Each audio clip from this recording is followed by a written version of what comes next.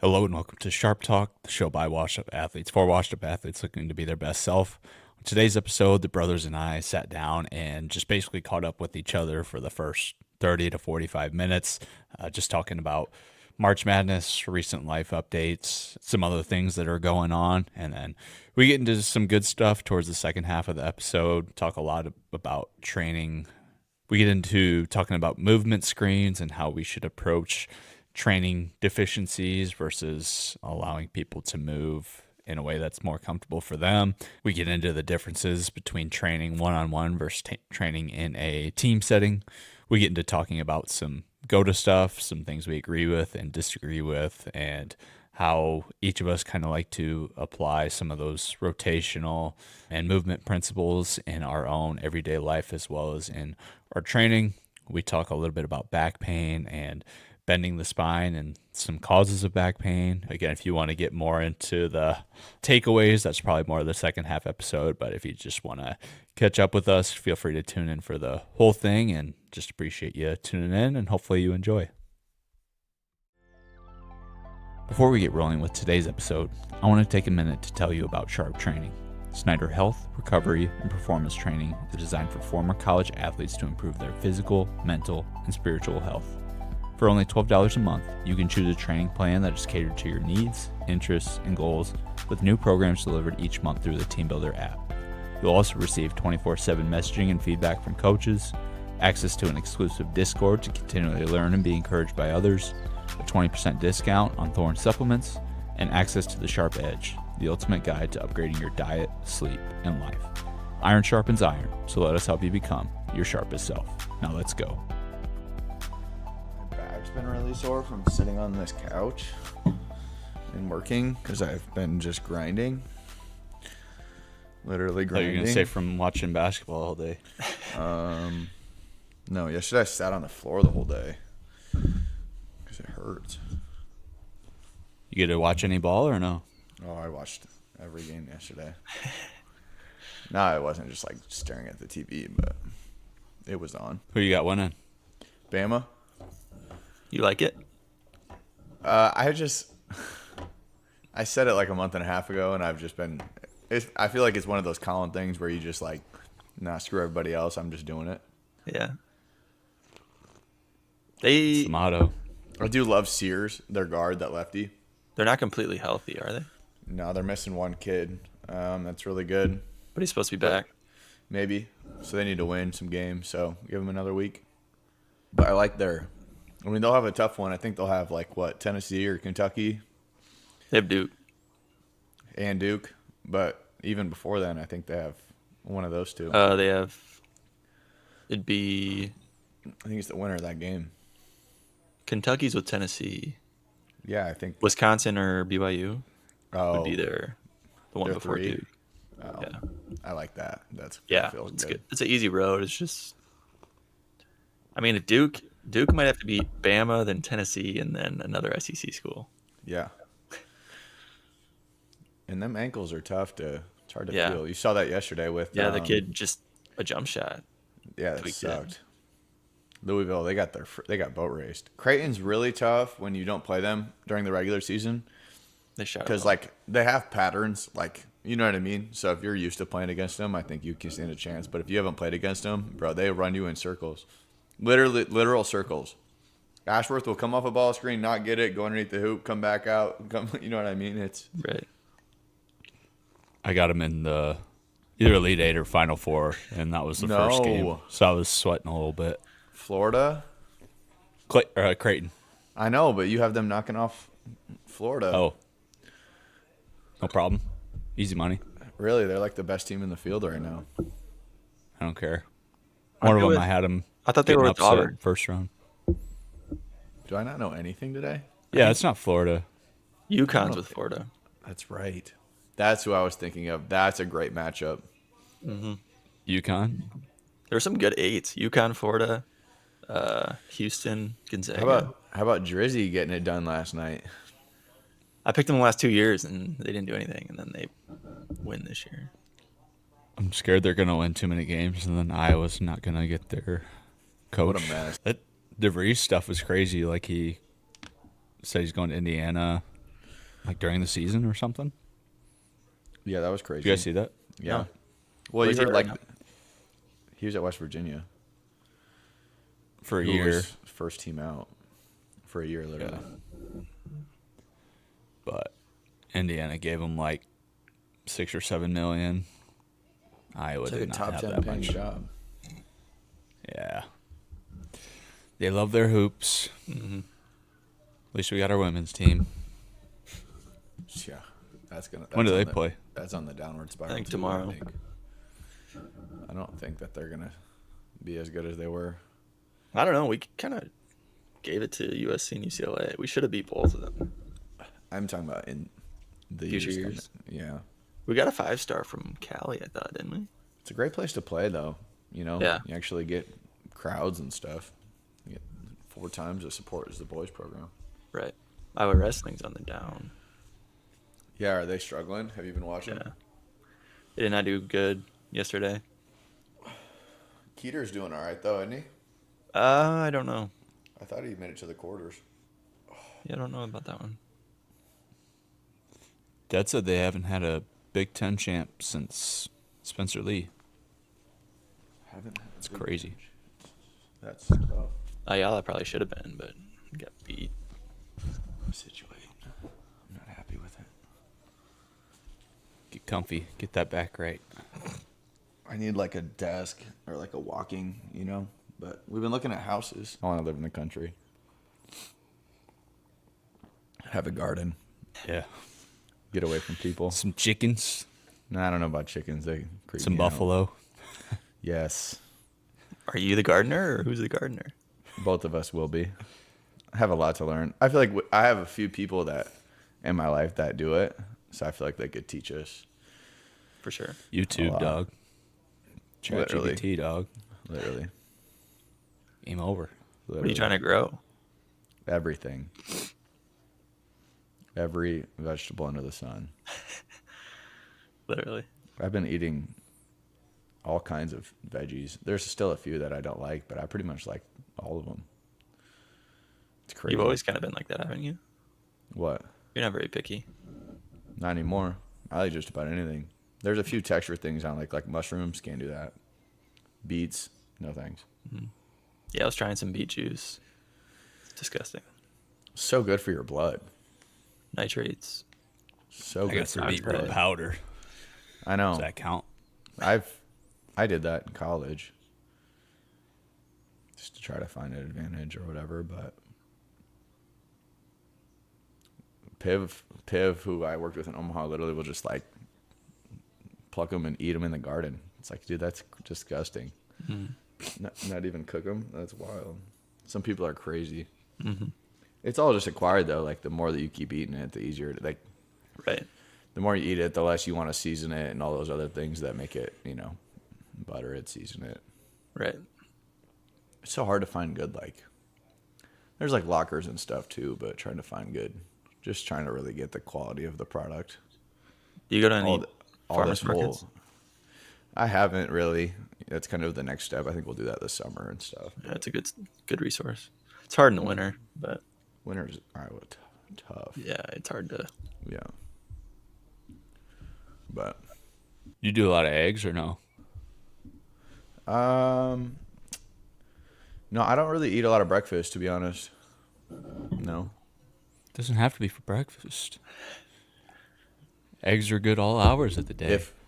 If Paige is home, we'll eat eggs. I don't really. Otherwise, I just like don't eat till later. You just eat whenever, or do you eat like at the same times every day? The nice part is when I go to Ames, usually they'll just buy us lunch, so I'll just do that. If I'm here, I just don't eat till dinner usually. How about when you're And on I'm the road? still freaking fat. What are you at? I don't know. I'm sure I'm still like 210. I wasn't a great groove working out, and then tryouts have really screwed the pooch on that one. Yeah. So I was gonna ask. I've been in the ringer for the last 3 weeks. But like even on the road, I worked out 2 of the 3 days, so doing more things like that, but this has been a gauntlet getting set up. How much longer is it going? I'm on the back end. Our first practices are this weekend, so once you start practicing, it gets a little easier. Did you get to watch the Wildcats championship? I did watch it. What'd you think? I didn't watch the first quarter, which there was like no points in the first quarter. No, it was like there was a lid on each basket. Which that kind of sucks. That's kind of a missed opportunity. Mm-hmm. Yeah. When you're already probably not the better of the two teams, it's very difficult to make up for something like that. If you're getting stops, like, you need to create an advantage there. I mean, that's the difference in winning and losing, I think. So other than that, I mean, they played them great, right? Like the rest of them, I mean, it's just, I feel like there's a missed opportunity to start fast. Mm-hmm. Like, I don't know. Just because is what I do. Like, we always need to be the program that starts fast. Like, we have to be the team that's up 10-2, right? Like, we've got to play the ball control game. We're in control. Like, when you're down, it's amazing. It's just the subconscious of trying to create things, and the best players trying to create plays. You know what I mean? And then, like, you're taking them out of a rhythm. You're probably getting quicker shots than you normally would. And so, you know, you're making them take good shots instead of great shots. It's like in shell. You know what I mean? Got to give up the good shots for the great shots. Settle for good. You got to get great. You got to get great shots. I remember. But it's true. Like, when it's a close game or tied game or the other team's up, they're willing to do that. And it's amazing. Like, that's why Texas Tech was in that game yesterday, I think, right? Like, I like the way they were playing, but still, like, you kind of open the window for teams to hang around. So I just feel like they missed an opportunity to start fast there. Just a couple extra buckets. I mean, that's the difference in the end. What'd you think of waiting for the last shot? Hate it. Yeah. I don't play like that. That's like a loser's mentality, bro. Like, that's like we have to make this last shot because we can't give them the ball again. Like, I don't see the game like that. So, Yeah. It's a good look at least, which gives some comfort, but yeah. Yeah. But then Love you're limiting a guy like Carson from getting another opportunity, you know? Because, like, in that situation, like, if you watch the slow-mo, like, Carson was looking to pass before he was looking to float it, you know? Like, he looked down and then he looked up, and that's why he missed the floater, because he was, like, trying to be unselfish, which is great, right? That's who he is, and, like, that's what makes him great, you know, is the way he sees the floor. But sometimes you just got to take games over, you know, if you're that guy. So you've taken thousands more shots than anybody else, so I feel like you deserve to take that. So who is to say that he doesn't miss that one, come get it back, right? Switch his mindset to, no, I got to make this, like he did in the other games, and go hit a step back three or whatever, right? Like, I feel like you're just not giving him an opportunity to do that. And you stopped him the whole game, right? Like, the game was in the 40s, so, like, you're not really afraid of them scoring, really. You know who their guys are, so I don't know. I completely disagree, but teach their own. It was the 4-low set they always did with you. Basically, one-on-one, top of the key. Which is great against a freshman. Got a great look, right? So it's Right. not. But when you're not down two, you're down two. Maybe What? tied. Tied for sure is the right move. Tied, Right. it's a no-brainer. You're down even 1 point. You cannot afford to lose that time. What was our shooting percentage for the game? Right, probably below 50%. Yeah. So it's not like we're scoring at a 70% clip, right? From an efficiency standpoint, you're scoring less than 50% of the time. So, like, you probably want to give yourself 2 possessions because you're probably Right. going to only score on one of the 2. That's just what the numbers say. So I know it's a lot more complex than that and the dynamics and whatever, but I don't know. Stuff like that sucks. Yeah. Stuff like that sucks. Coaching definitely matters. Do you see yourself coaching any high school in the future? No. No way. It's garbage. Our all Iowa attack staff is so much better than even the best coaches in the state of Iowa. Like, there's some really good ones, obviously, but like even in the CIML, like I think you could pluck any of our guys and they would do a better job than most of the guys in the F4A basketball.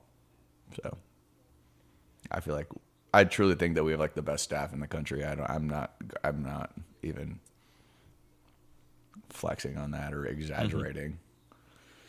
So, what do they do outside of attack? Who? Are they not high school coaches? They're Your staff? no, like not really. Some of them are. Some of them just coach for us.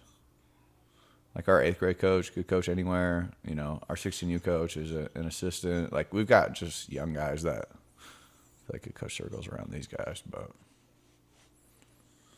some of them do. It's just so like, you got to think about it. Like, how much is that position getting paid Right. And the hours you put in. versus the hours you put in? That is not a highly paid position. I understand its importance. I understand in the grants, like when you look at it, it's a big deal because it's 4A basketball. They're probably making less than $10,000 to coach that team. Most of them are, I guarantee it. Like, Yeah. it's not a highly touted position, Right. in my opinion. I do Do it think for the there's love. yeah, but About it. I don't know. That's about it. That's it. Like, I feel like if you're really, I don't know, a great coach, then this is a person in my position makes like 10 times the amount that you would coach for a high school coaching position. So, You could pull the team and coach basketball, volleyball, football, yeah, all at the same time. I just, I don't think that it's necessarily fair. I think the talent level is really, really good, but it's just the way it is. So these guys are like, That's fair. you know, have other jobs and stuff too, you know. I just can't imagine. I don't know. So hard to. I did it for Bell West, but I didn't do it very long. Like, to put yourself in that position to only make that amount of money and then spend that much time doing it, it's just really hard to justify. Yeah. Other than truly loving it. But again, if you really love it, then maybe you would look at other avenues to coach and be more compensated for your time. I know it sounds like a very monetary way of looking at things, but I mean, it's the same position. You're doing the same thing. It's just finding the right spot. It makes total sense. it's just a take. I think it's just whatever your passion is. And your other job, right? If you have a different job and if you're a teacher and you're already confined to that amount of time in the day, then you're pretty limited on other opportunities to coach, etc. So, and there's a lot of negatives to coaching higher level stuff too, right? Yeah. I mean, it also takes a lot more time and work and moving around to get there. Yeah, You know? exactly. That's what I'm saying. Like, right? you've And been people- yeah, 3 different places. yeah, I was a lot of different places. yeah. You're sacrificing a lot too, for Yeah. sure. No doubt about that. Do you watch MLC at all? I didn't get to watch him. I watched the first 2 games. Albert's pretty They- good. Yeah, yeah. He is. Honestly, it's just his shot making. Yeah. He's pretty good. He's pretty good off the bounce, right? Like, he had a big shot in the second game to win it off the bounce, off a Right. ball screen late or whatever. But like, he's not amazing off the bounce, but he just makes shots, and that's exactly what they needed. Like, Amon's not a big shot maker. Owen and Drayden Poon, neither one of them are big shot makers, right? Like, so he was honestly just the guy that scored it for him. But Coach DeYoung, he can coach. Yeah. Coach DeYoung, Lauren can coach. Like, talking about like getting the most out of your guys, like, that's a guy that can coach basketball. Their system is, and like adding Parker to that staff really helps. You know, Oh, yeah. like, that's what you see with like ADM too, like adding Trent Hilbrands and Riley Riley Francis. They're both coaching there, and so they arguably should have been in the championship with MOC. They lost to Clear Lake, who had that Thomas Meyer kid that's going to Iowa, like 6'5", just monster. Big. He's big. He I will didn't know he's going to Iowa, but definitely I figured he be was a playing on football guy. Saturdays for the Hawks. Meyer. Honestly, they didn't have a matchup for him. Like, and they tried to play him like 1-on-1. I'd have ran to at him every time he caught it. The rest of their team was good. They weren't amazing. I would not have let him beat me. They were up 38-30 at half, and kind of winning. Clear Lake went on a 15-0 run to end the game. Dang. Or ADM would have been in it. And so then it would have been Trent Hiltbrands, Parker Mulder, Riley Francis. Like, you can't deny the Northwest Iowa impact. Can't deny it. Well, they're finally doing the rankings thing where we can actually get a couple teams down there and play there. But Did you guys see the bracket of all the Northwest Iowa Yeah, they state champs or 6 seed? Those are 14 teams. Yeah. What are we talking about? Please. What? I didn't look through it too much. I just kind of looked through it to see where we were at, and then I felt disrespected, so I stopped tuning in. yeah, I heard Tim's take because they had, I think, like Kyle and Darren Notch's team as like a 7 seed too.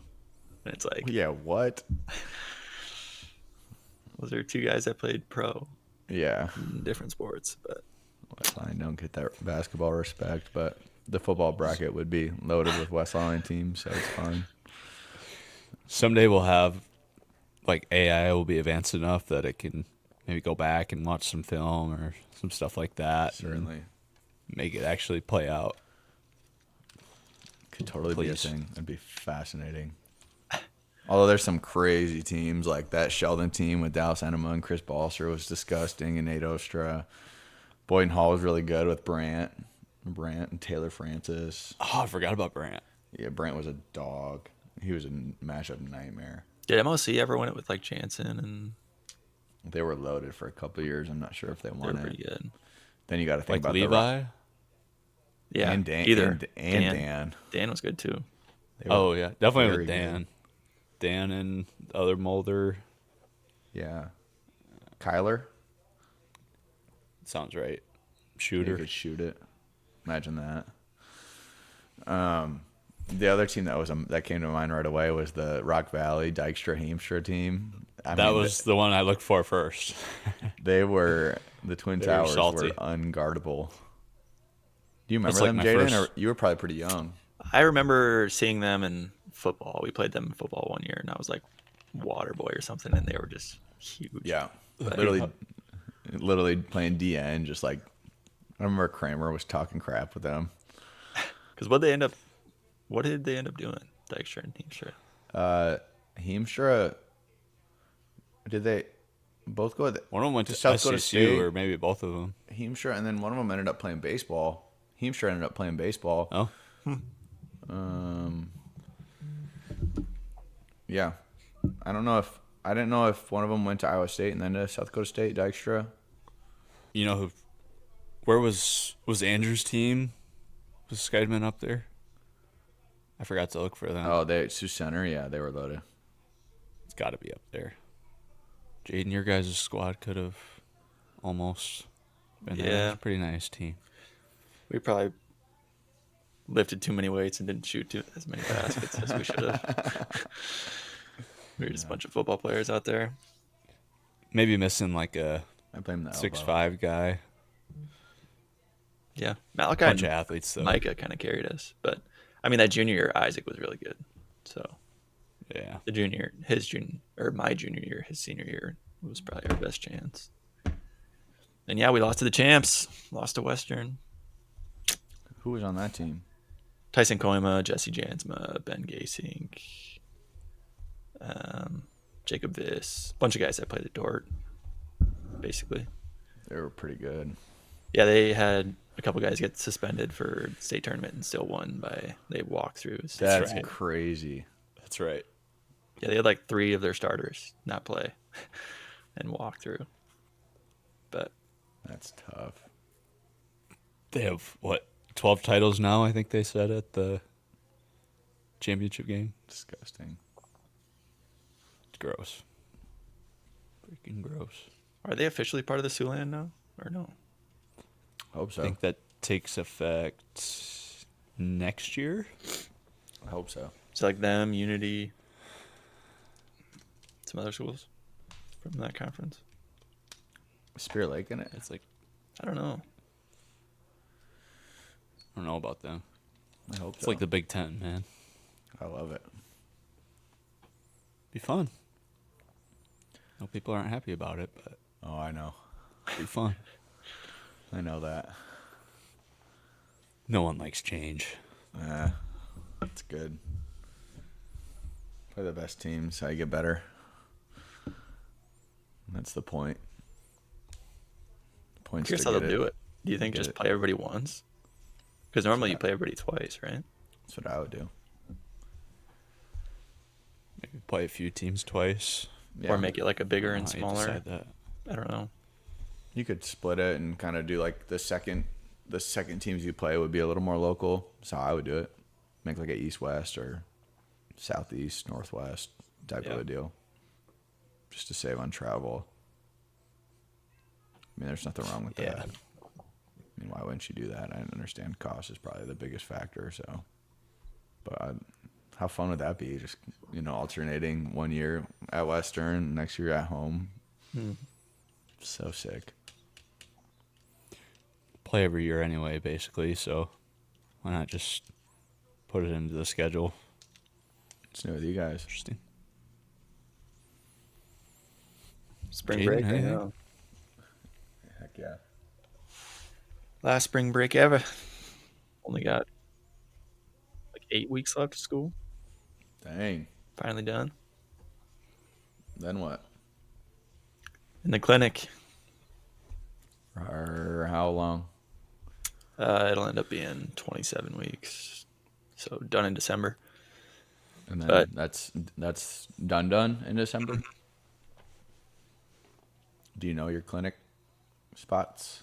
Yeah. So one's like a sport athletic clinic in Cedar Rapids, Kepros. And then one is with the hospital. It's like cardiac ICU. Should be interesting. And then one is an outpatient neuro in Jackson, Mississippi. Jackson, Mississippi. So I'll be there for 9 weeks, October to December. That'd be different. Yeah. Great time of year. Yeah, that'll be cool. See something different. That'd be good. Yeah. Which you said it's the first one you have that golf focus or whatever? It's, I wouldn't say focus, but they have it. It's like a Titleist Performance Institute certification. So they have like a simulator and they'll do like motion analysis or like a functional movement screen and do that for golfers. They have like a Build Better Runners program. Then they just treat like typical outpatient ortho stuff as well. So that'll probably be most similar to what I see myself doing. So it'll be cool. Weeks of school's got to feel good. Yeah. Crazy. And we kind of had our hardest week coming into spring break. We had 3 tests in 3 days. So that was fun. But they say April's pretty chill. And then we just have like the final exams basically in May. So crazy. I feel like it went pretty fast. Yeah. Looking back at it now. Yeah. For sure. That way. Is there any like certifications you'll need beyond school? Is it like optional stuff? It's all whatever you want to do. I mean, we take our licensure exam in January. So I'll basically be studying from when I get done in December until like maybe the 3rd week of January is when I'll take that. So a lot of studying for that. But then once you're certified, I guess if you wanted to go to a different state, you might have to take another test or something. But other than that, it's all like on your own, whether you want to do a residency and get certified in like sports or orthopedic or neuro, or if you want to just get like a certification like dry needling or TPI or whatever. There's a lot. You gonna travel PA or what? Or travel PT? That's where we're leaning out of school. Yeah. Trying to get paid to travel PA. Yeah. It's lucrative. Get some of that debt paid off early before you settle down. Get to see, explore some places, try some different clinics. Not tied down to anything really. It's the dream. Yeah. Pretty Do cool. it. Travel. Definitely. It is. It's hard because like I've been doing just like looking at clinics, seeing what there are to offer, and not like I've applied anywhere or anything, but there's just some clinics that are doing some really cool stuff that I think would be cool to apply to. But then it's like you don't really want to settle down right out of school, and you don't want to go to that clinic out of school and then leave and then want to come back. So we'll probably travel. I'm sure there will be a few negative certain spots, but that's why it's not permanent. Right. You got to figure out what you don't want to. What's the typical like time duration? Does it all change? It's 13 weeks, and then you typically have the option to stay longer if you want for a lot of them. But 13 weeks, and then there's no like set time between contracts. Like you could take 2 weeks off if you wanted to, and then do another contract of 13 weeks. But yeah, It's a pretty good time frame. yeah, like it'll be similar to. I mean, these clinicals will be 9 weeks, and it's not like I'm in love with like the one I'm going to do in the hospital. So like seeing how that'll go for 9 weeks, it'll be like something I'm half interested in for 13 weeks. Will be a piece of cake. And you can still, it sounds like there's enough options where I can still like focus on sports if I wanted to, or focus on outpatient ortho. But typically the more remote or less fun locations are the ones that pay the most. So we'll see. Less fun, like smaller towns or like climate or like rural area. Typically like a hospital setting. Yeah. But we'll see. It's hard to know the market until you're actually in it, because like travel jobs or travel sites won't post all their listings just because they don't want other travel companies to try to take their contracts. But it's interesting. We've heard good things. We'll see. You added anything to the gym, Colin? Any toys? let's see. Got a safety bar a couple months ago. Hey. Nothing crazy lately. Gotta be a little bit warmer in there. Yeah, it's been really nice. It's been like Probably a 50s. nice temp right now, yeah. Oh yeah, it's money. Curious what the summer will be like, but it's usually in the morning, so I think I'll be fine. Can you open the door? Oh yeah. Yeah, we'll be just fine. That'll be fine. Probably don't want Yeah, to I got pretty much. middle of the afternoon. Probably a bad idea. Yeah, Unless you're trying to sweat. I got pretty much everything I initially wanted. Now it's more like the dream stuff. So What is might that? get like a personal sauna at some point. Kind of want a basketball hoop to put up. I miss my jump mats or like force plates, but I like what Alex said and testing it just by having guys dunk. So might just use that instead. Have you been training anybody? Anybody else? Yeah. No, just the online sharp stuff, but nothing in person. I don't really like doing it like one-on-one in person. I'd prefer a team setting. Chaos. That's what the most chaotic but also most fun was having like A-State baseball. We'd have 35 guys at the same time. I had like 3 different programs going on. It's just madness. Total chaos. No, No. thank you. I'll take the one-on-one. Yeah, no doubt. Me too. I don't know. Maybe just the introvert in me. I'd rather not. It's a lot of Or, like, conversation. I hate like trying to coach just to say something, even though like they're doing something right, or I don't know if that makes sense at all, but Yeah. I hate like smaller groups, like feeling like I have to do something. I'd rather just get out of the way and let people do their thing and tell them good job and step in if I need to, but otherwise just get out of the way. Say as few words as possible. Yeah, I'm the opposite. You know what I mean? Yeah. I feel like there's always something to, not necessarily correct, but something to say either on form or tempo or something. I get pretty nitpicky I when do I'm in too. person, but I'm not. yeah. I think that's the injury prevent type, try to prevent in me. I just go back and forth though. Like, is there an optimal way, or is everyone just unique and Yeah. problem solves move? Like, sure, I have like KPIs, but am I like?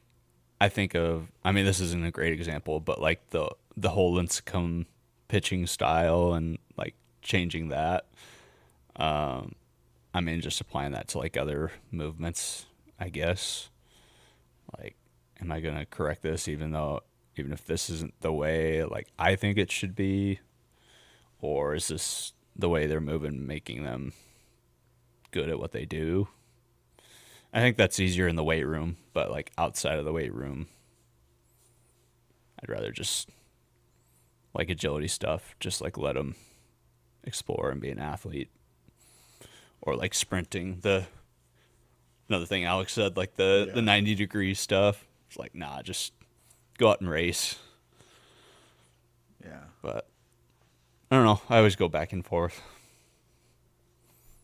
I think there's a fine balance. I mean, everybody's anatomy is different, but there's definitely like positions of compromise that you should look out for. I feel like you want to be strong in positions of compromise, but you also don't want to train, I feel like, into those and like encourage those. But that's also like the PT in me as well. So Yeah. What's like your main, or like a few examples either that you've seen or that you look out for? I mean, I guess that's broad. the knee's pretty easy. Just looking for valgus varus. I feel like foot, like XSE version or supination is pretty easy. With like baseball, I mean, you can see like compensations, like if you don't have good scapular mobility or if you're compensating elsewhere, like whether that's arm angle or what that looks like. I feel like there's certain things that over a period of time is going to come back to haunt you, even if you're being efficient right now and you're not necessarily feeling anything. But I feel like it gets a little bit more complicated with stuff in the shoulder because there's the scapula. But I don't know. I just feel like there's patterns in like the knee and foot that I feel like are pretty easy to correct. Because like even Emily has like a crap ton of internal rotation, and so she's like, especially as a girl, she's prone to be like high valgus, high just eversion. But she was trained by like Tagrote and Rosie, and they like pounded in her that like keep your knee over your foot, and so like she's never really dealt with any of like the typical, whether that's like quad tendonitis, or she had a little bit of IT band stuff from running, but I think it's definitely like trainable even with your anatomy, even if you have excess IR. Like she has like 90 degrees of internal rotation at her hip and I have like 10. Like it's crazy. We're like completely opposite in that. But it's interesting because you definitely want to cater to the person. Like you don't want to, if you do try to change it too much, like they might not have the range of motion to even get to where you want them to be. So like understanding how they're feeling while you're changing it and just going slow.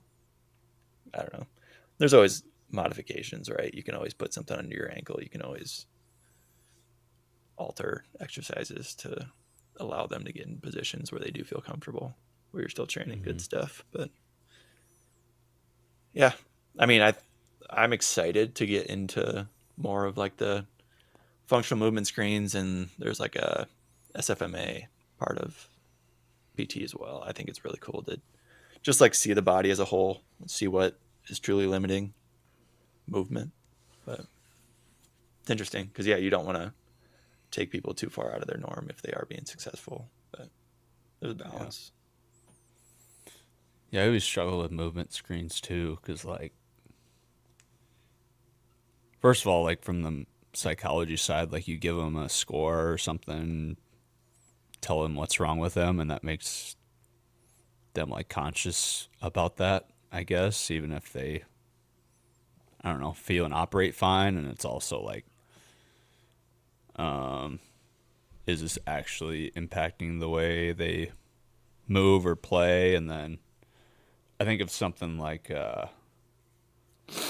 having like stiff ankles or something like that.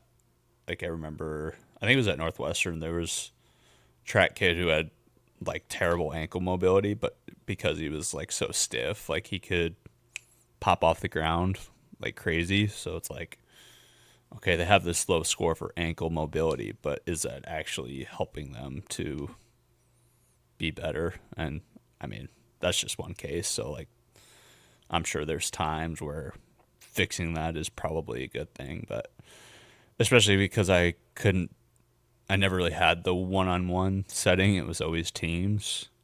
I just tried to attack it more by having a wide range of different movements and not being repetitive with anything or neglecting like any joint patterns, if that makes sense. Like Just being that smarter would with volume and that would terrify me, having having a wide range of movements and things that I, even if I teach it that I'm not actually watching, terrifies me. Like, because I would just be afraid that something in that movement is like you said, the knee valgus or whatever, like the foot's not loading how I think it should load, right? Like all that type of stuff just like terrifies me. So I would not do good in like a team setting. I mean, you're not going to see every single rep, but you see every guy at least during a session. And I feel like, I mean, you can't analyze it super closely, but I think you can get a decent look at it. Yeah. And I always like doing like a bottoms up approach. I can't remember who taught that, but just like starting with the foot and then moving up to the knee with, I mean, I guess any sort of movement, but starting there so you get a pretty good look from there. But especially with like, I mean, like Northwestern where it's lower level guys, there's a lot more teaching like early on, but guys at the D1 level are just like, they're at that level for a reason. Like even if they're not great lifters, they're pretty great athletes or adapters. They're able to figure stuff out pretty quickly, even though they haven't done it before. So teach it once or twice, and then they usually get a good grip on it. But I don't know. It's just part of it, working with 35, 40 guys. You can't see every rep of every single thing. Unless you want to do stuff like on a whistle or just like 3 movements and all like cadence, but yeah, that's not fun for anyone. I hate that. I hate that. I see that on like Twitter, like high school teams like doing cleans on a whistle or something. Like, let them have fun. Like, yeah, I get that working on technique and stuff, but let athletes athlete, man. Yeah. Step in when you need to. Yeah, I think you could certainly cover a lot in different sessions of teaching before a session, or whatever. Explaining like here's one thing I'm seeing, over the last week, like we really need to correct this. Like when you guys are doing this movement, your foot's just like going dead and falling in, and like you've got to make sure that your foot's still loading so it can load up the chain type of a thing, right? And explain that. So I'm definitely with that. I don't know. Could be wrong. Probably not. It's just different Just out settings. here, dog. Yeah, no doubt. I mean, I do think there's a right way to go about like movement screens. Like you're not just going to give them the results and be like, here's your limitations. Like I think it's really important to educate your client or your patient on what the movement screen is telling you. Like tell them literally how you interpret it and what's modifiable, why is this important, what will this lead to, like how are we going to address it going forward, like equip them with the information they need to know so that they're in a good place mentally, so it's not necessarily a limitation but something that they can work on and something that they can improve with time, right? Because that gives them a purpose, that gives them a goal to train for, like seeing that progression over time, whether that's like range of motion. With physical therapy, like you can measure a ton of different things, so you can see progress over time. Like in a weight room, nobody's really going to measure your ankle dorsiflexion, right? But I feel like you can gamify things where you're getting access to that. And yeah, maybe that you see some of the fastest sprinters, like they're stiff, like they get some of their power from the stiffness and the passive tension of their tendons and of their muscles. So it's a fine balance. It's hard. But yeah, I think patient education is huge in just like treating the patient and informing them and equipping them to do things under their own power, because you're not always going to be with them, right? Physical therapists maybe see patients once or twice a week, and so it's like you got to have them doing the right things when they're on their own to actually make a change, and so that they don't keep coming back to you with the same problem. But it's such a different, like PT versus a weight room with 40 people is a vastly different environment. So I don't know how you would do it in a controlled manner with 40 athletes at the same time, but I don't know. I know we've talked about this in the past, but like the whole GOTA concept, are you guys like, do you even consider that at all ever, or is that like completely off your brain when you train or train other kids or write programming, or do you take some of the things, or have you scrapped all of it? Or I'm just curious because I certainly still, I don't like do their exercises, but I certainly view things more like that than like I did when I was at college, where it was just move weight and move as much weight as I can and try to do the techniques they're teaching me. But I feel like there was a lack of depth to it. Yeah. It's definitely affected how I think about how I move myself, or like where I'm. I think about the foot a lot more and how I'm loading that, as well as just like the rotational aspects, which they're kind of big on, like embracing that more. But yeah, not really in the way they apply it, if that makes sense. Yeah. Also, like the heel off the ground stuff, I would say more of that. You do apply some of that more? Yeah. Yeah. Even in, But like in even like in a sense, like a squat, not with like weight, but like you would maybe sometimes do a squat with the heel off the ground versus always doing it flat footed, or I think you can. The landmine is a good way to do a lot of heel that. off the ground, keep your foot loaded. Just like naturally, because we'll think about like when you're accelerating, you have a forward lean. So like, I think if you're forcing that while you're upright, like I don't know if that has a lot of carryover, but if you put your body in that natural forward lean and get strong with that heel off the ground, I feel like that's kind of a natural way to do it.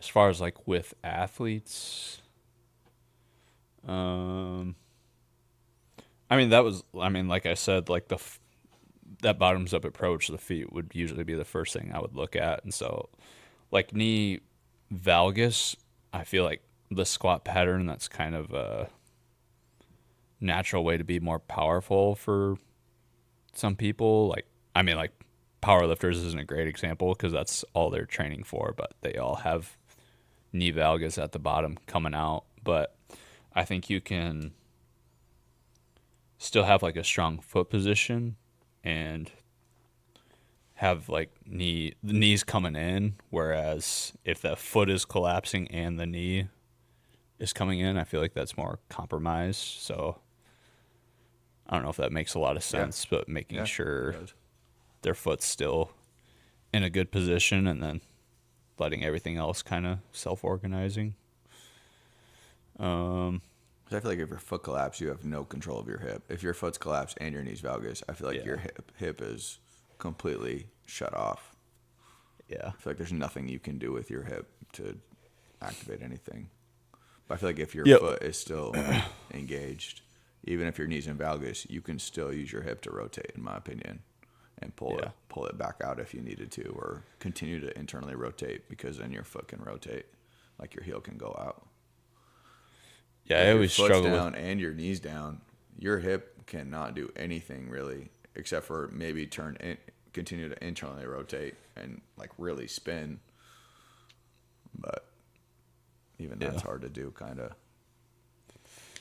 Yeah, I was big on like just like knee out for everything for a while, but working with basketball more, I'm sure you see it too. Like basically every basketball athlete, their jump shot, they have knee valgus. Like at least maybe it was just more female athletes, because that's who I was worked with more. I mean, but if you watch Steph, he bounces off like his internal like tendons of his knee a lot.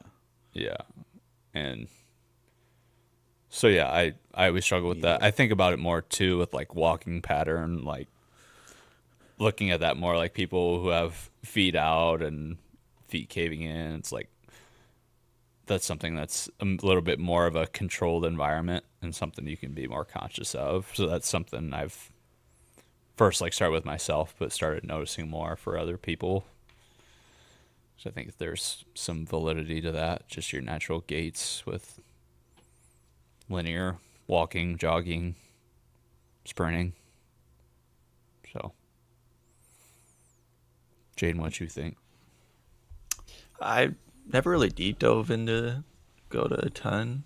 I agree with, like, we're not sagittal plane creatures, right? We move in a lot of different planes, and rotation is really important. So I've always trained with rotation, and I got the training with heel off from like the knees over toes guy.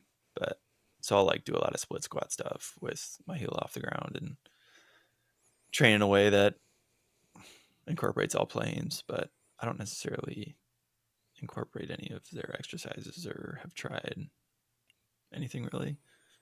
Yeah, I feel like the more I've gotten out of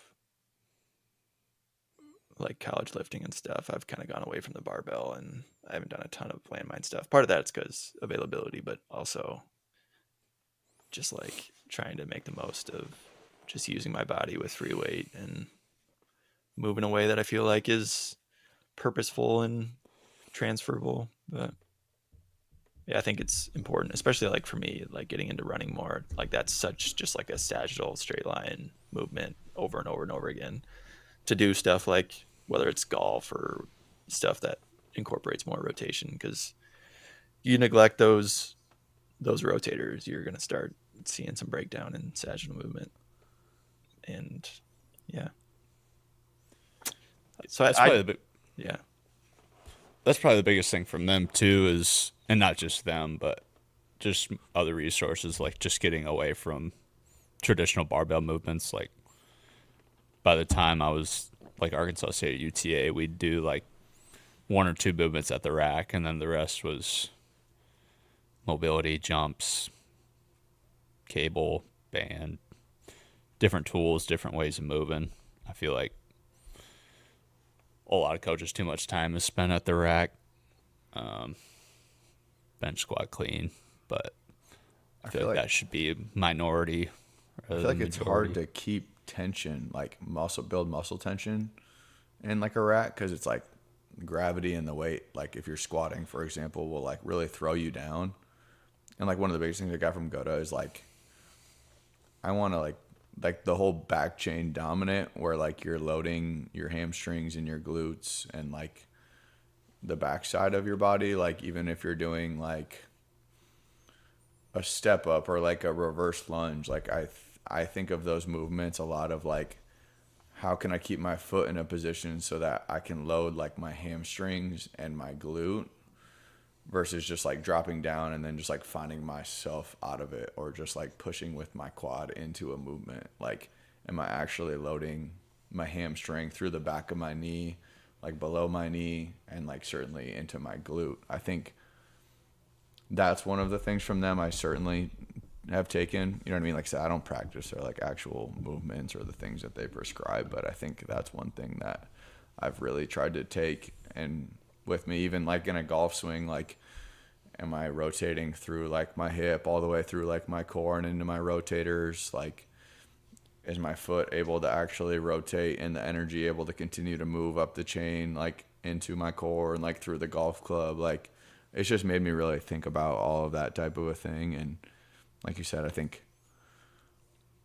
at some point in my swing, is it like jumping up the chain versus like continuing to move up the chain? Like, I don't want anything to ever skip past like from my foot to my hip. You know what I mean? I want it to go from foot to soleus to, you know what I mean, gastro to quads to hamstring, like all the way up through the chain. So like that's where, you know, I was talking about like the one-on-one setting versus like the group or whatever. Like that's the stuff that really interests me. Like, is my foot able to actually rotate where like I can keep tension in my foot and then into my muscles below my knee, right? And then, you know, is that tension continuing to go through my quad and hamstring and then into my hip and then up through my core, and then eventually I release it through my upper body somehow, or into the club or whatever, or into my shot. Like, just a constant tension from the ground up versus like it jumping. And I feel like that's where like with a squat with a barbell, it's like, okay, I'm down in my squat, and then all of a sudden I have to find this position, and I've just got to like, I didn't create and hold that tension from the top of my position all the way through and like create it, build it, and then use that to like get me out of the squat, versus like I'm just finding myself in the bottom, and all of a sudden I've got to find this position where I can push myself out of it. And I feel like that was how I trained in college, and I feel like there was no activation from the foot, right? No activation from like my muscles below my shin into my hamstrings, like, and into my glute. Like, no wonder I had like hamstring issues, because I don't think I was ever actually like loading them correctly. You know, I feel like if it was a hamstring specific movement, then they were working, but it wasn't ever like actually tied into a movement from the ground up, right? From like when my foot strikes the ground, like all the way up, like I said, in a constant chain moving upwards, right? Till I exert, you know, my arm forward or whatever, right? And then I release the energy, and then I take the next step, right? That's the stuff from them that I think is, I mean, from them or whatever, right? Like, made me think about more is that type of a thing. And then it also makes me think about like, can I do things both ways, right? Like, that's really interesting. Like, so I know like it's really comfortable for me to rotate with my right hip and like throw a medicine ball or like do a golf swing or kick a ball or whatever. But like, for me, when I start thinking about loading that same tension, like with my left foot, right, and like swinging through and like getting it to the hamstring, into my hip, into my core, like it's a lot harder to do. I almost feel like I don't have access to the same like firing of those muscles, right? Like they don't quite like align the same because I haven't done that movement as much. And so like really breaking that down, doing it almost slow motion, and like, where am I losing the tension of that movement? I think that, I don't know. I do a lot of that, which is just, I feel like I have no pain really with all the knee surgeries I've had. And I feel like that's probably the reason why, is because of, I've just put way more emphasis on creating tension in the backside of my legs. I mean, I feel like you don't see. it's just lifting the right way. Like, you do controlled eccentrics, and you're trying not to tension all your muscles in controlled eccentrics. Like, you're gonna, if you're not doing it right, you're gonna fall over, you're gonna lose stability, you're gonna like do a 5-second controlled eccentric step down, and it's like you're gonna have to turn on the right muscles if you're gonna do that right, and if you're truly gonna control it through the whole range. So I like the concept, right? But I just think like you control the weight, you don't let the weight control you in a squat, right? Like you're controlling it down for 5 seconds and you're controlling it at the bottom and then you're exploding up, right? You're not letting the weight just take you to the bottom hole and then jumping right out of it. I think it's just doing it the right way. For me, I've always kind of emphasized eccentric control and just truly controlling that whole range, because yeah, you neglect the bottom quarter of the range by not controlling it, then you don't have access to that range, right? So I don't know. I think too with like exercise selection, just doing more unilateral stuff, even outside of a rack, because even if it's like a split squat, like you still have a bar on your back, and it's kind of harder to rotate into it. Totally. So that's where it's nice with, like, what's a good example? I mean, even landmine stuff, like a landmine single leg RDL, like you can kind of rotate into it more. Even like a goblet kettlebell hold, if you're doing like a RDL or something like that, or like a reverse Yeah. lunge, you can kind of like More free. start to just work your center of gravity over that position, like versus a barbell, like the center of gravity is still going to stay pretty much in the middle of your body, right? Which then puts more tension on the inside of your leg. Whereas if you even just rotate with a reverse lunge, like you're a step back, like you're still kind of shifting your center of gravity over that leg that you're really trying to work. And so then the pressure or the tension that you're building is more in the middle of your leg to the outside of your leg, versus when I'm in a barbell and I'm reverse lunge, like the center of mass is still in the center of your body, which would be on the medial side of whatever leg that's working. And I feel like that's not where you want it, right? Yeah. I feel like there's more safety towards the middle of your knee. The tensions in the middle of your knee or towards the outside of your knee, probably. I mean, I think it's important to not be afraid to include modifications so you can get through a full range, right? Like raise your foot, put some under your ankle so you can get past like just the mere sagittal portion of the range and truly get to, because I feel like towards the end range is where you get to most of the rotational range of motion for me. Like if I do a split squat with something under my heel, I feel like I can get more rotation at the end range and get to access to a range that I wasn't going to if I just planted my heel on the ground and got limited. So I think it's just embracing the full range of what you have and not being afraid of the rotation and trying to stay super sagittal or just stay super in line. But Yeah. Definitely agree with, like, I don't know if you said med ball, but I feel like super athletic and powerful when I'm doing it with my right side, and then like a scoop toss, doing it on the other side feels so uncoordinated. It's like that same thought, like where in the sequence am I losing that power? Like, is it the timing of the hip turning, or am I not loading into it, or is it more of an upper body thing? It's like interesting. it's interesting for me because I throw right, but I swing left. So like my lower body feels really good going to the left, but my left arm still feels bad. But like going to the right That's feels interesting. really good. So it's always been really weird for me. Backwards. Yeah. That's hilarious. Interesting. It's probably an advantage to staying healthy, probably in some respect, I would say. Right. A little bit more balance. Otherwise, it's like everybody's always right. You know what I mean? Throw right. Like it's always one side, which has to create an imbalance. Probably at multiple places.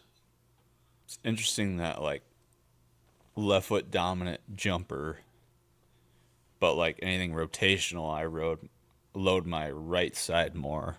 Yeah. I like my right glute more. It's interesting to think about. So I think it is more upper body. Or like core, maybe. Oblique. I think it's certainly oblique. Like even if I'm doing like a oblique like lateral raise, like my left oblique, like it feels like there's nothing there. Dude, you know those Like I those can't even barbell feel side like bends? yeah. I can load it significantly more going down to my right side than my left. Yeah, even just the feeling of the muscle, like I feel like again, but that's all because of that rotation. How many times I've tried to hit a golf ball as hard as I can and not ever tried that with my left, right? It's like no wonder. But Makes it sense. takes so long to try to like I still don't feel like I have made any progress and I've been trying to do it for years. But I feel like you probably have to come back. You probably have to swing with your, you know what I mean? Well, it's like Start doing a it. million more reps with your right Literally. side. Literally. Baseball, golf.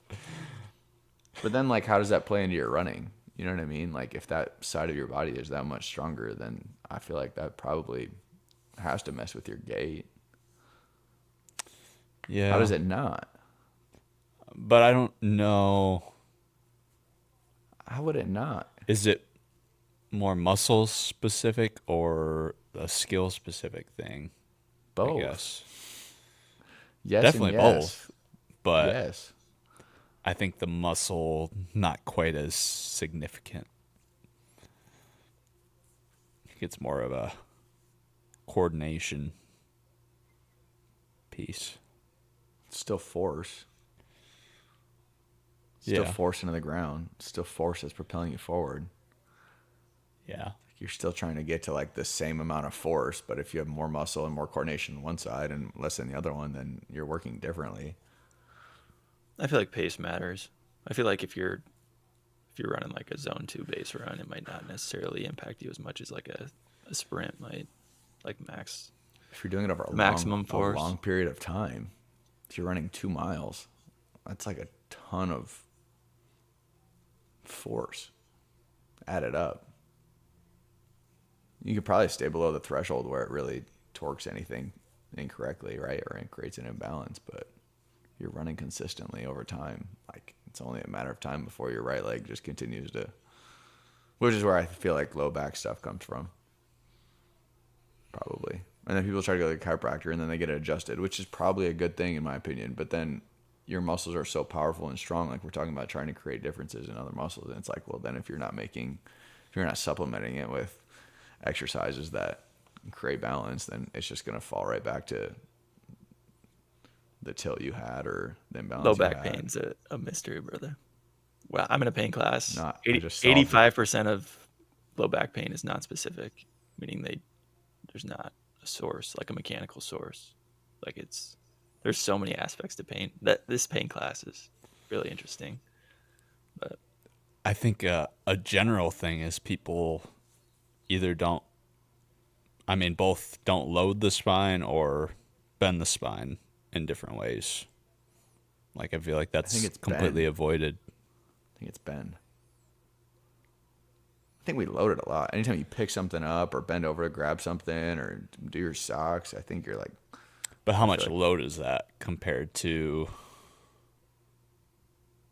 like, I don't know if I we guess like a Zurcher need Jefferson something more curl? loaded. I don't think we need gravity's already working on us all the time. I feel like it's always being loaded.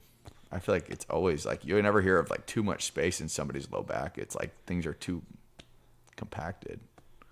I mean, I feel like it's always like because of too much of that, which is like load. but that's one kind of load. I feel like we need to learn how to bend and Yeah, activate I think muscles. we're down agreeing. there. So I think doing more side bend, doing more rotational, Back bending, flexion, creating and extension. space, extension. I think back extension is the missing Absolutely. one. I feel like Well, nobody. everyone's doing sit-ups and Yeah, everything's forward. or like even like loading a deadlift or something. But Yeah, do more extension. extension. I agree. Okay. Extension with a little tilt, extension with a little tilt that way. I'm just saying it's more complicated than. I mean, if we're talking like legit, Name one adult that is doing anything back extension though. But I would argue it's Name more one. chronic posturing than anything. Like, Okay, yeah, I we're agree. like we're I agree. I we're agree. training in flexion and then we're sitting in flexion for Literally. however many For hours a sure. day. Like So how's that our supposed to get extended? well, yeah. So I would work on chronic posture before How do just you work on doing max chronic back posture? extensions. What? How would you work on chronic posture? Putting Other something below your low back or having a better just like seat in general, just so your spine is in neutral and you're not compressing the anterior portion of your discs. Because I mean, if we're talking like disc injuries, or I don't know what low back injury we're talking about specifically, but there's just a lot of different Anything back. anything low back. mechanisms. There's 85% of low back injuries are there's no source. Like it could be psychological. Like there's a lot of things that That's low back like pain could be. that's where you should spend the rest of your life then. If 85% of people It's that have true. low back don't know what it is, then we should figure out what it is.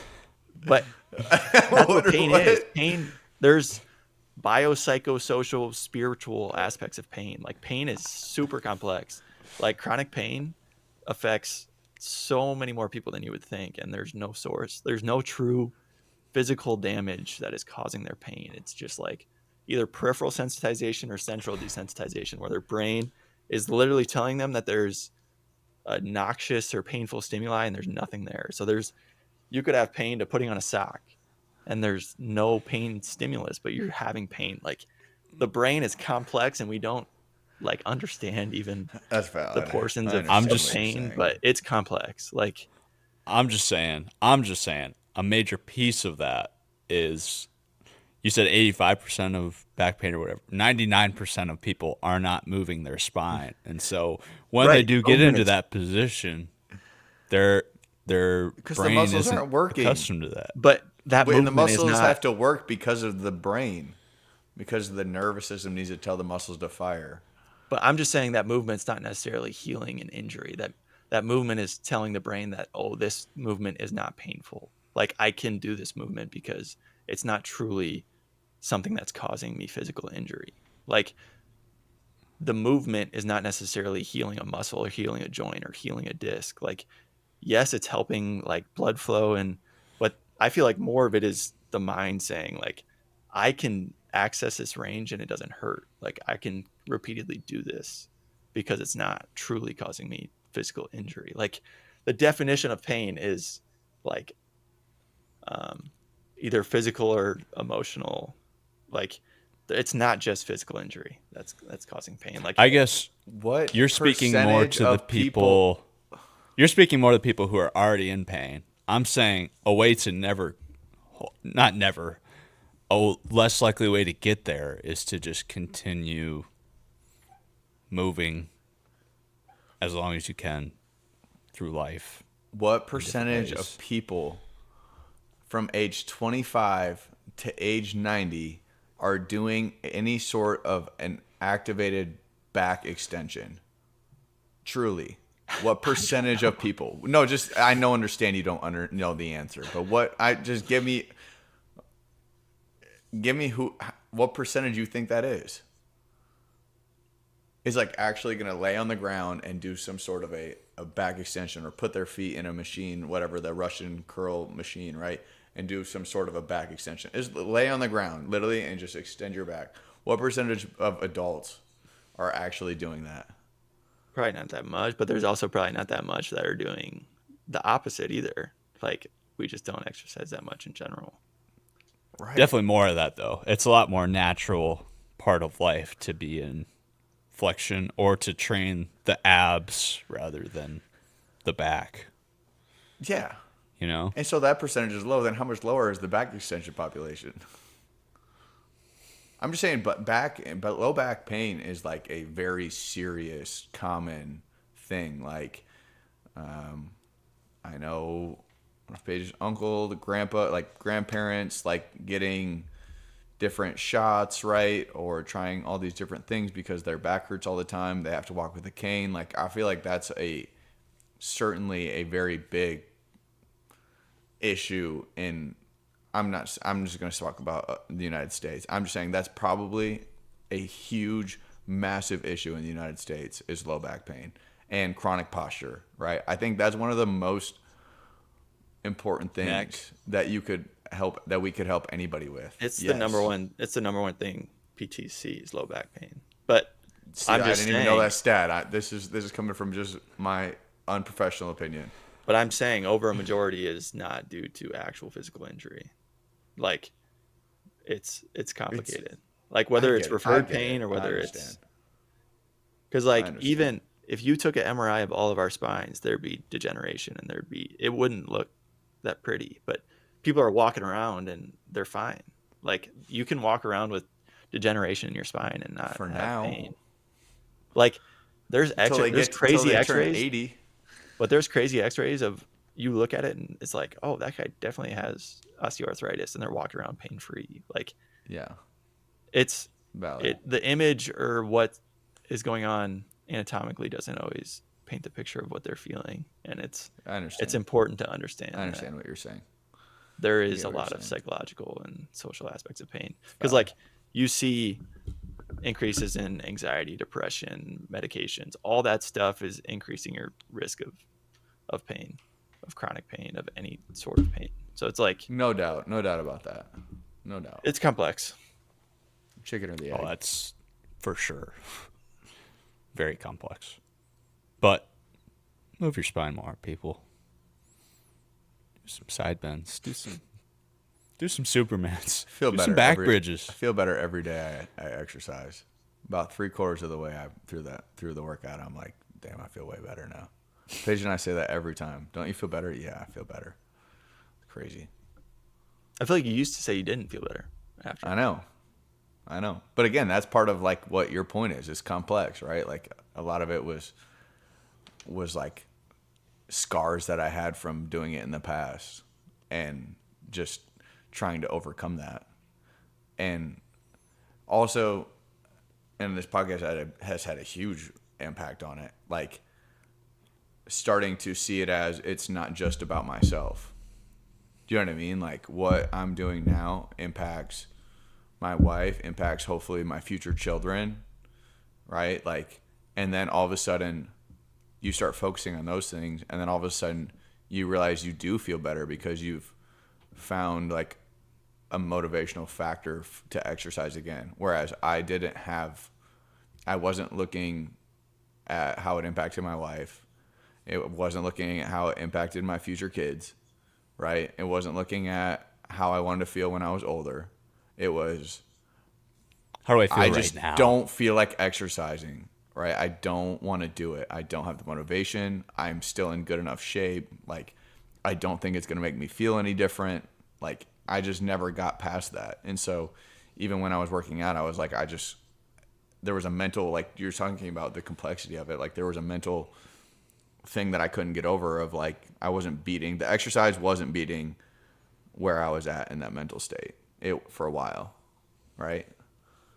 Part of it for me is like, I also consume a lot of caffeine outside of exercise. So the caffeine I was taking and the exercise wasn't having any impact because I also was drinking 5 Energies or energy drinks outside of my workout. So there was really no like increase in endorphins, right? Or whatever the positive aspects you get from working out, right? So it's like, well, then I went for a week without caffeine, and then all of a sudden the only caffeine I take is when I exercise, and then all of a sudden, not a coincidence, I feel better after I exercise, right? Because it was like a reward system. So it's like, it is complex, you know? I'm just talking through trying to be, I hate the word like vulnerable, but like trying to give people a greater look into my struggle with exercising. Like I'm not coming from a standpoint of I've got it all figured out and I've, mastered this. It's been like since 2019, a struggle to exercise at all, to even step foot into a exercise facility to exercise at all, even to do a push-up or a sit-up or to run or whatever. So I feel like this is it's been a progress. Like I ran last summer a little bit, that kind of knocked down some walls, right? Like getting married and wanting to be in shape for the wedding, like I didn't feel better after those exercises ever. You know what I mean? After working out, those didn't make me feel any better, right? Running a couple times definitely made me feel better. Then I got away from that because it's the winter, and then I went in a slump again. But then this winter, I've been working out more. I've worked out on the road at the hotels. Like I got rid of the extra caffeine, and that made a big difference. Like it's just complex, dude. You know? I mean, we're in an environment that doesn't necessarily reward the dopamine that exercise gives, because we get so much quick hits of dopamine, whether that's scrolling or whether that's just like For sure. processed food or whatever that is. So like, yeah, we have a shit ton of caffeine, we have a bunch of cortisol, we have a bunch of dopamine. We're just overflowing our body with all of these things, and then we exercise and we don't, like, our body doesn't necessarily get the effect that you would think, because we're just saturated. The food's a huge piece of it. The Yeah. food's a massive piece of it, right? Like pretty much all of our meals are like, you know, way more like vegetables, way more organic, know where our source is coming from, like trying not to eat things that have long preservative shelf life, right? And understanding that probably is bad in your body if it can sit there. If a loaf of bread can sit there for a month and a half and not mold, that's probably not something you should put in your body. Like that stuff makes a huge difference. Because even with real food, like real food tastes better when you always eat real food. Like if you eat a bunch of processed crap and then try a strawberry, it's not going to taste that good. But if you only eat real whole food, like it's from good sources, it's going to taste really good. So it's just getting over the hump of trying to get past the artificial flavors, the artificial. And you probably need to, like, you know, season it how you want it and eat it how you want it right away, right? Like we had broccoli last night, and I put the same stuff that I always do, just like a little olive oil and some cookies on it, and it tasted like crap because it was too salty. You know what I mean? Like I wanted to taste the actual broccoli, right? And like that's way different than from the beginning. I didn't want to taste it, you know, the taste of broccoli was bad.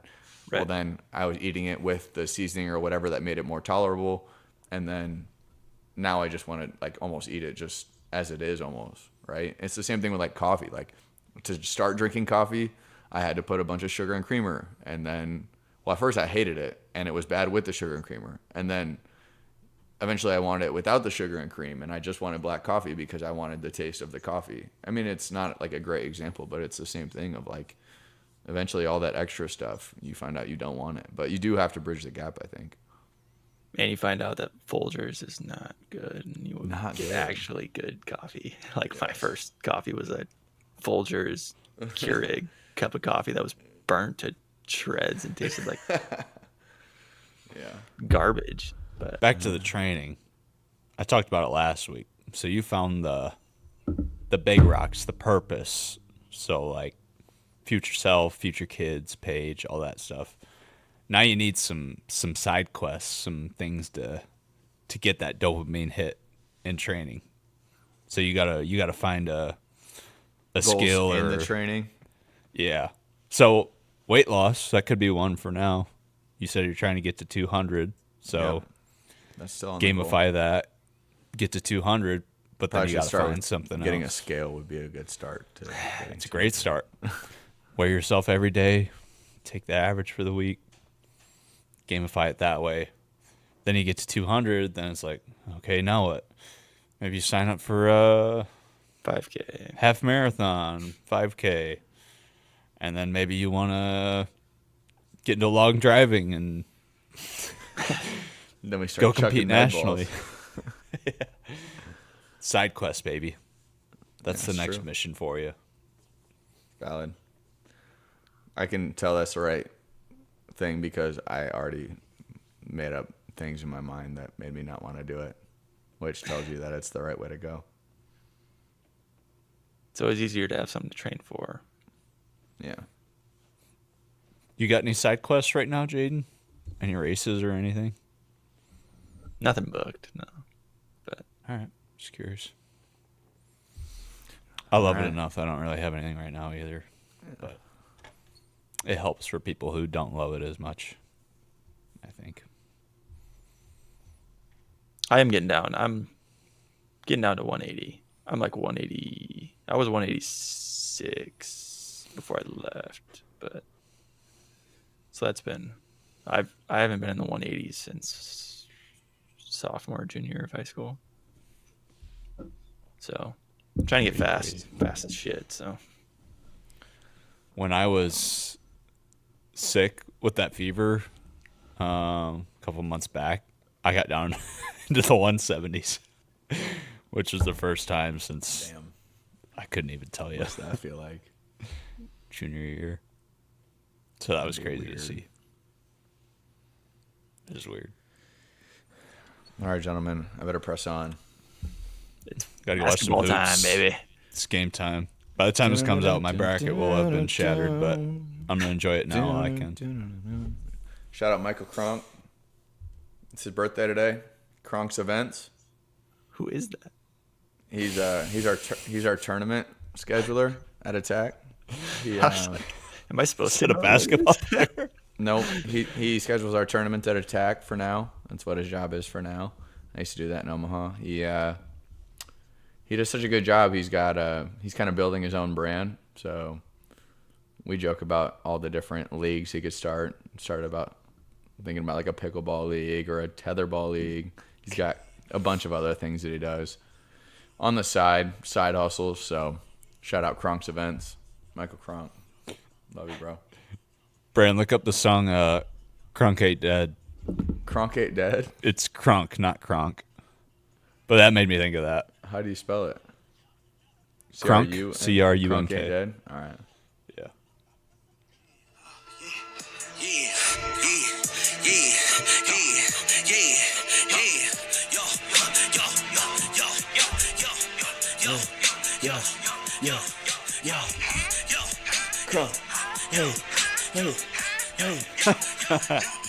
Crunk Ain't Dead, Crunk Ain't Dead. You missed that part. But Oh, shoot. Next time. I don't know why I made me think of that. All right. All right. Let's get out of here. Thanks for listening to the show. If you enjoyed today's episode, leave a rating, review, or tell a friend to check us out. Be sure to follow us at SHRP_training for more content to help you be your best self. Go be great today.